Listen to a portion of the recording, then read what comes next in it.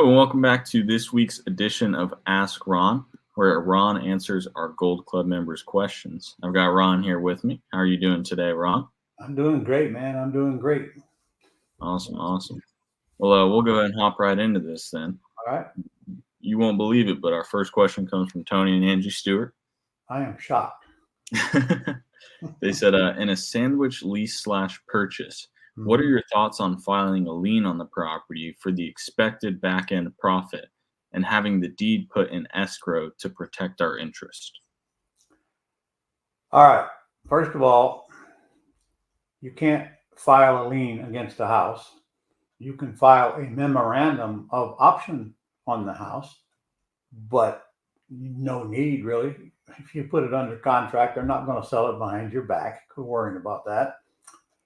And I used to do that way back, but frankly, I don't even remember why I was doing it because, look, if you get into a contract, seller violates the contract, that's breach of contract. I mean, you pretty much got an ironclad case against them, and they know that, and you can hold them accountable if you have to.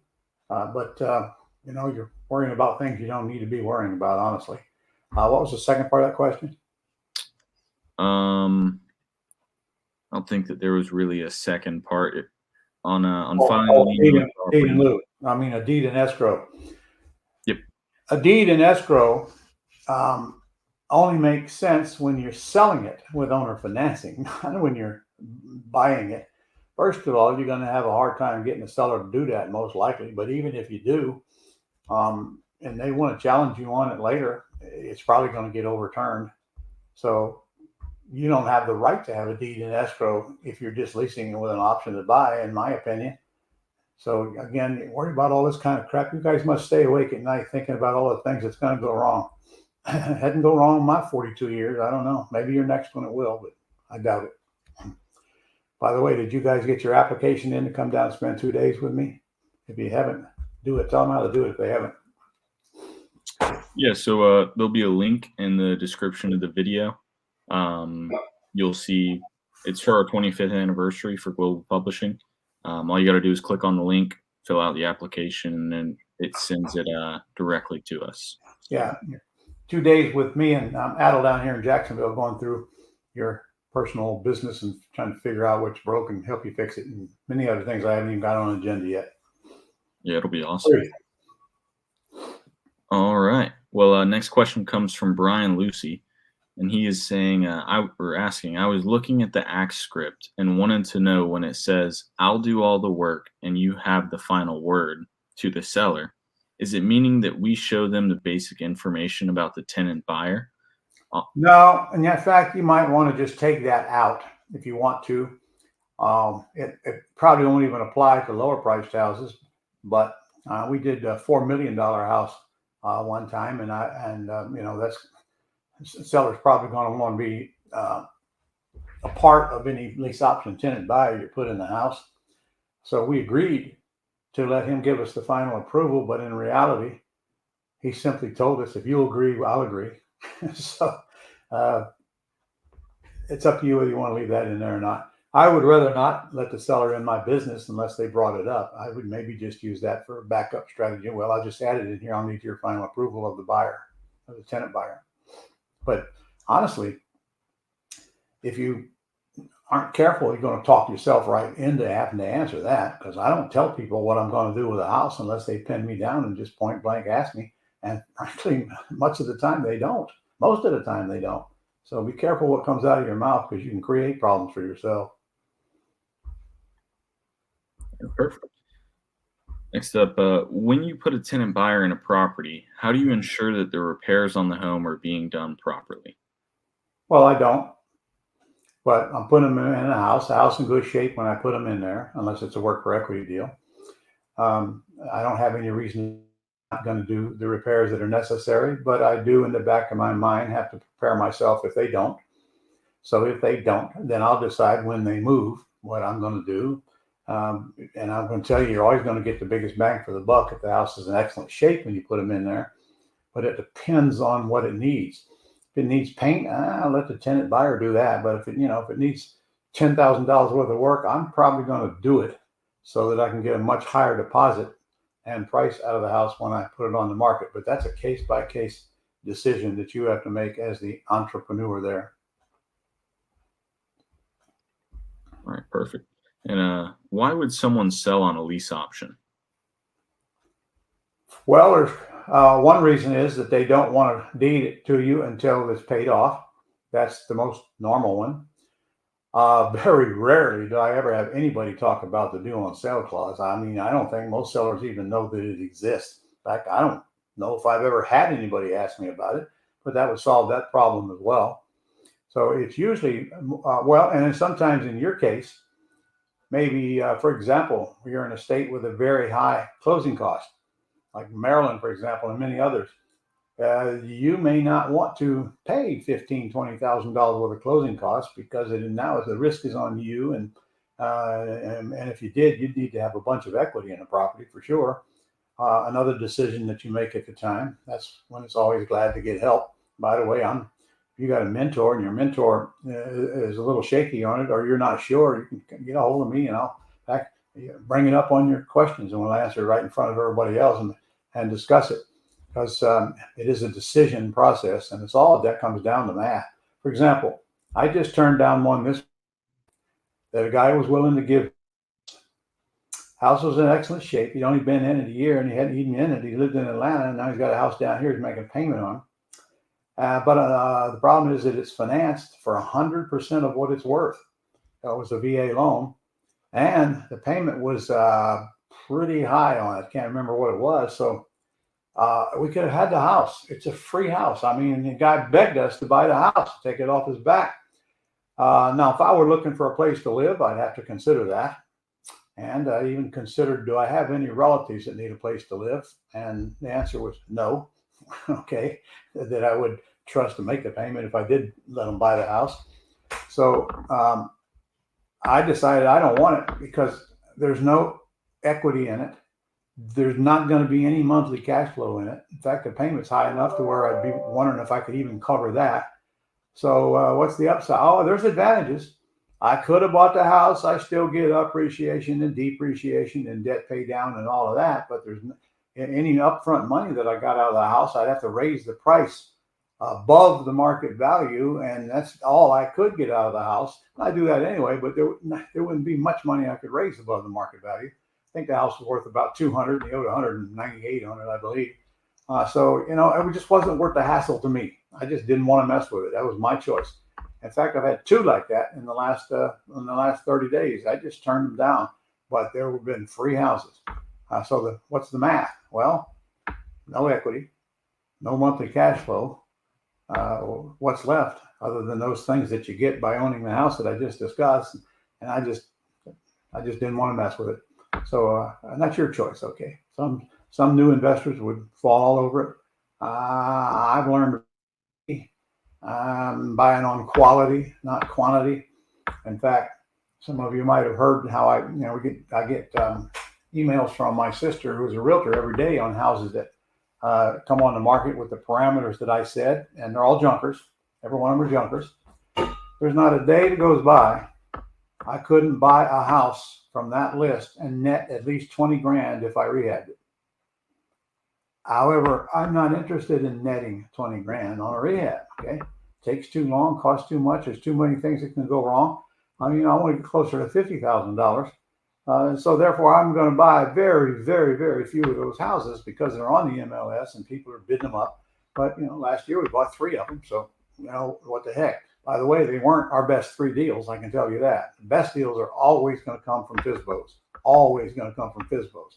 Because you got people fighting over the ones in the MLS. But, I sit here every day and I get them and I delete most of them. The ones that look interesting, I send over to Apple to get me an R on. And if we like the numbers after that, then we'll make an offer on it. So we probably have to get 25 of those things to make one offer. And then, several offers to get one deal. But it's all from my desk here. Again, the market, the world revolves around FSBOs in our business. Way better deal. In fact, I just did a presentation the other day and I showed 5 wholesale houses that Adam and I did. And gosh, we netted $147,000 on 5 cheap wholesale houses. And Out of 5 of them, I only bought one. The rest of them, we just signed the contract on. I only bought that one because it was full of junk, and I bought it just to clean it out. Closed on it to clean it out, because I'm not cleaning out a house that I don't own. Let me say that again. I'm not spending money on a don't own before you ask me, why didn't you just clean it out while you had it under contract? Well, I ain't doing that. All right. Anyway, the point is, I think one of those might have come through the MLS, but the other 4 were all FSBOs. And the one that came through the MLS is the one I made the least amount of money on. So there you go. That was a long answer, wasn't it? That was a lengthy one. I want to get on a rampage. You got to shut me down there, Luke. All right. Well, next one I've got for you, Ron, is in your 40 plus years of investing, what endeavors have you lost money on? Well, I lost a bunch of money in 2008 when commercial projects being developed at the same time, and then the whole market, bottom fell out of the market around the world. Lost a lot of money on that endeavor, and I personally guaranteed a lot of debt, and that's been haunting me ever since, because those projects, there was no way to save them. There was no market for them. All the buyers dried up. As far as houses, there's probably, I could count them on my hand, the amount of houses that I lost money on, but never a lot of money. Very, very rarely.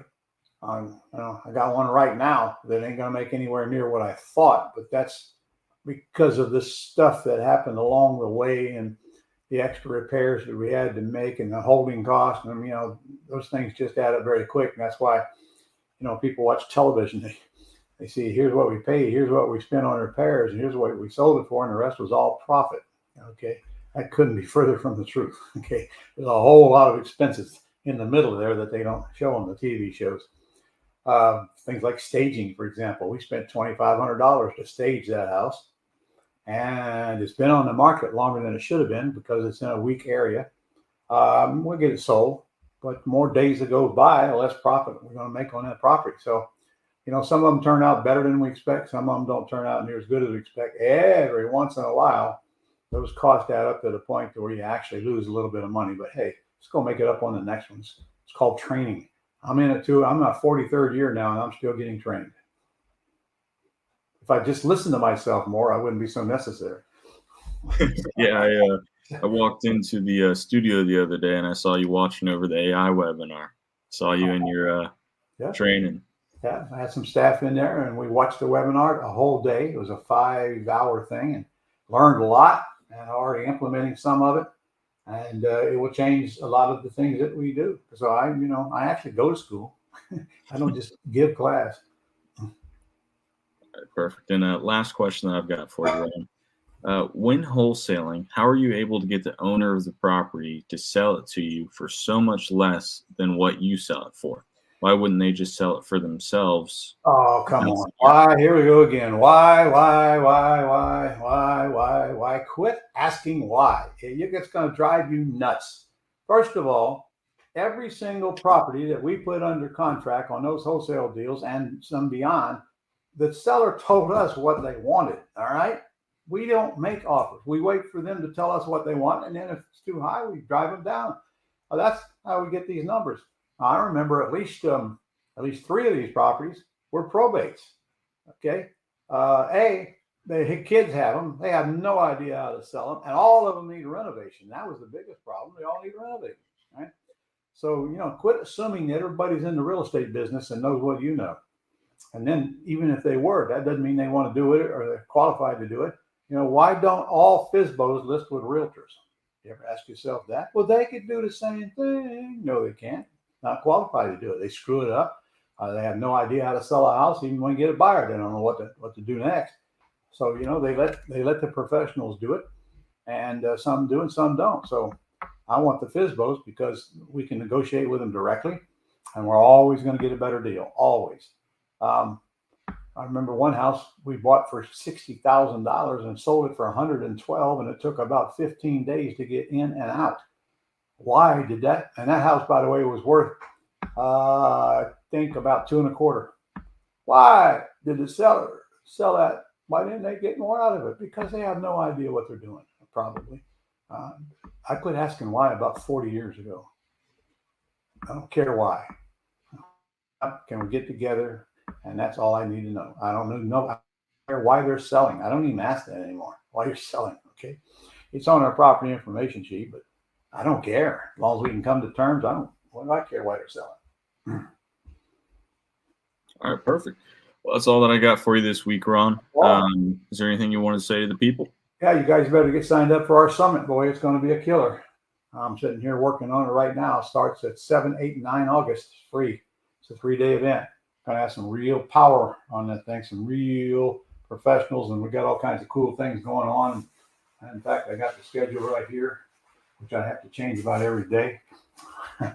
We're covering several subjects that have to do with real estate, and some, maybe one or two that don't. Well, I don't think we have anything that don't. We've even got the IRA expert coming on here, and several different income streams within the real estate industry we're going to talk about. We're going to talk about ronsdealfinder.com as well, which, we got some exciting news coming up here in Global about the services that we're going to package for you. And I mean, you're going to love Ron's Deal Finder. Write that down and go check it out, folks. ronsdealfinder.com. Very cheap, very powerful, AI driven, and maybe the only thing you need to find leads. And they do the direct mail for you, and they do it a lot cheaper than I could do it. I don't know how they do it so cheap. They can put a postcard in the mail cheaper than I can buy a stamp. I guess it's all about volume, but we're using them pretty heavily right now, and you're going to love that because we're going to have a presentation during the summit about that. And they're going to show you the stuff that this thing, and it's cheap. It's like $200 a month for this thing, and plus whatever you want to mail. And literally, you can pull information on any house in America. It's got billions of pieces of data on it, on all the houses. You can pull cool lists. In fact, we'll do that online for you while you watch. I don't know. I got so much stuff on here. I'm not going to go down the list, but it's going to be a really good, powerful event. So 7, 8, 9, and we will be starting at 9:30 on the first day. That's Eastern Standard Time. Sorry, Californians. And in fact, we're going to start about 9 every day, and that's enough for now. Just go check it out. Do you know the link to go sign up, Luke? I'll put it down in the description. Okay. And we're doing a live boot camp here in Jacksonville in August, but I got to tell you, it's almost full right now if you want to come down to Jacksonville. So Chicago will be the next one, September. Then I think we come back to Jacksonville, if I'm not mistaken. No, we got a virtual in there somewhere. I don't know. Go look at the schedule. Okay, it's right on your Gold Club site. By the way, if you're watching this, you're probably in the Gold Club, and if you are, I've got something big exciting is coming for you. Just hold on. They will be disclosed at that event. And never mind. I'll talk about that later. We got a lot of stuff going on there. What is that? Your living room behind you, or is that a? This is a screen. Oh, I'm in my office. I was gonna say, man, you live in a pretty nice house. All right, perfect. I'm in my house, but mine's real. All right. Yeah, yours is real. Yeah. People ask me about that green wall. It came with a house, and I like it, and I'm keeping it. If you don't like it, look at me. Don't look at the green wall. All right. All right. Perfect. See you next time. See you next time, Ron. Thank you.